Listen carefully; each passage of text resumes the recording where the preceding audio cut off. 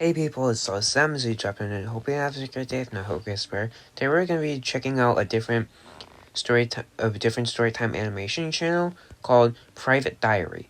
Now, I don't know why you post your private diary on public to YouTube, but we're gonna be checking it out. And I'm not gonna try to apply logic to swiftly because that'll get me nowhere.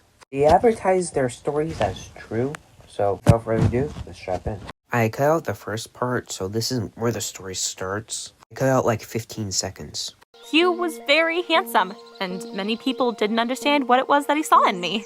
The same thing happened at the camp, but that time, a girl called Tina went way too far. At the first pool party, she openly stared at my boyfriend. I decided to annoy her, got out of the water, went up to Hugh, and hugged him. But for some reason, he abruptly pushed me away. Tina laughed loudly. I got angry, and I spent the whole evening hanging out with the other guys to spite my boyfriend since he decided to be rude to me. In the end, he couldn't let it stand and He really thinks that he's apologizing because she was talking to other people. Because apparently he's jealous that she's talking to other people. If this is actually true, why would you be dating him if he's getting depressed over you talking to other guys? Apologized. I'm sorry, I didn't mean to upset you. It's just that you were so wet and cold after the pool that I pushed you away. We made up.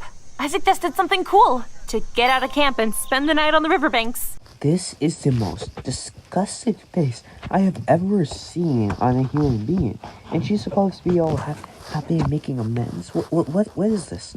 We could take sandwiches, colas, and have a picnic. And then, but Hugh didn't let me finish and rejected the idea immediately. He was apparently very tired and wanted to get some sleep on his first day. Of course, it was unpleasant, but I agreed we would postpone it back then. I didn't know we'd have a fight so soon after that. The next day, a Mr. Muscle contest was announced for the boys at the camp.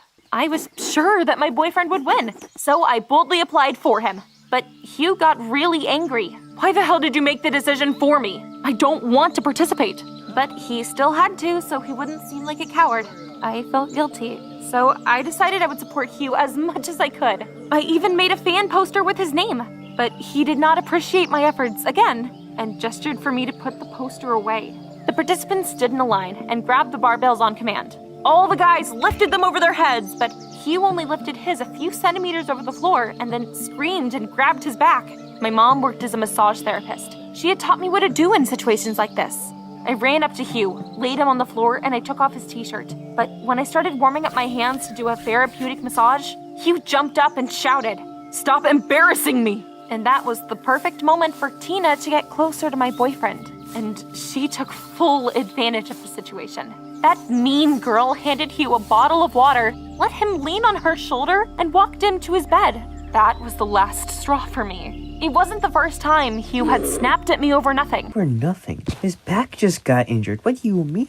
And you just signed him up for the contest. Yeah, he could have left. But what? Over nothing. At this point, if he's literally cheating on you, why are you still dating him?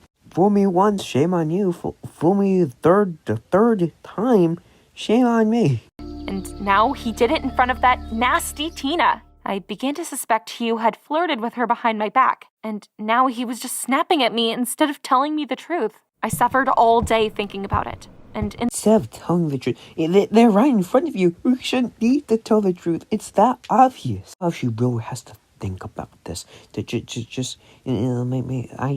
don't know why she would have to think about this. This is the most obvious shit I've ever seen. In the evening, I decided I would go talk to Hugh. After curfew, I snuck up to the door to his room. But as soon as I came around the corner, it opened. Hugh came out with a huge sports bag and, nervously looking around, went somewhere. So you're telling me this guy's nervously looking around and he just didn't see her?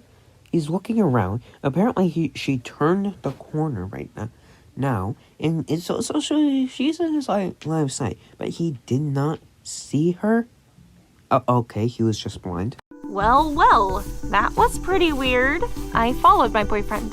He headed towards the beach and walked into a small room for cleaners. There was no staff there at night, but I immediately realized who must have been waiting for Hugh in that secluded place. Tina! I was shaking with fury. We had only arrived there just a couple of days. Oh yes, shaking with fury.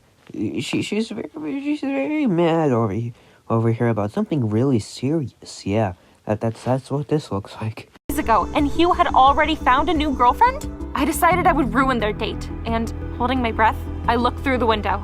I wish Tina had been there. Guess what I saw instead? My boyfriend was taking off his silicone suit, and with it, his inflated muscles and abs. Instead of the handsome guy I knew all the girls were crazy about, I saw some string bean. And you're telling me this is real? This is number one. How did he get the silicone suit exactly fitted to his face, skin color, and everything else? Maybe because he would have to be rich, absolutely loaded, to be able to get that custom fitted. And two, it looks like the face fits the muscle body more than his actual body. Is he wearing a mask right now? I laughed nervously, but then anger won out. This weirdo had been pretending to be Apollo and making a fool of me. I'd been dating a knockoff jock for a whole month, and he had to answer for that. I burst into the room and pounced on the frightened Hugh. At first, he blushed and silently endured my accusations. But then, I guess he couldn't stand it any longer. You know, it wouldn't hurt for you to buy some kind of suit too. One that would make you look curvier. I'm sorry, what? Do you want her body to be two triangles? I mean, how is she supposed to carry organs in that if she like that? I don't. You're too skinny.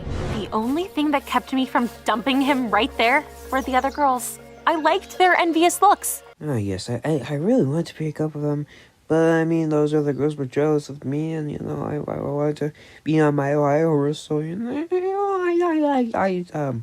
stayed with him because yeah.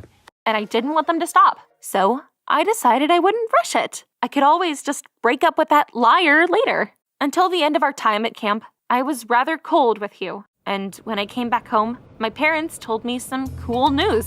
We were flying south. My older sister Rose and I had never packed so quickly. The next morning, I was already admiring the ocean from the window of my room. The vacation was most welcome. I needed a break to sort out my feelings for Hugh. Who would have thought that on the first day of our holiday? Well, let me sort this out for you, okay? It's very simple. No, stop, break up with him. Goodbye. I would find another crush. He worked as a lifeguard on the beach. He was handsome, like a movie star. I fell in love at first sight. All day I stared at him like a maniac. And then... So you're telling me this girl staring at him right next to him didn't make him ask her why she was staring at him? Maybe say something to her? No, he just sat there. Yeah, this is completely realistic. I decided I would get to know him, but the guy mistook me for a waitress and ordered a mojito. It was a complete failure. In our room, I told Rose about everything, and she promised to help. The next day, she sat down next to the lifeguard in a bar and started chatting with him about something. He immediately was interested in my sister. Of course, she had an amazing body. These two look exactly the same, but okay. Unlike me, Rose came back to me all pleased with herself. Rejoice, sis. I've worked it all out. Scott and I agreed to go for a walk on the beach tonight, but you're going to go instead of me. Try to make him like you. And I really tried my best. On the dates, I joked, tried to be clever. I even did the splits in the middle of dancing. But Scott didn't care. He just stared at his phone all evening and didn't even offer to pay for me at the cafe. And then he called me Sarah. Back in my room, I burst into tears. But that just made Rose angry. Quit whining!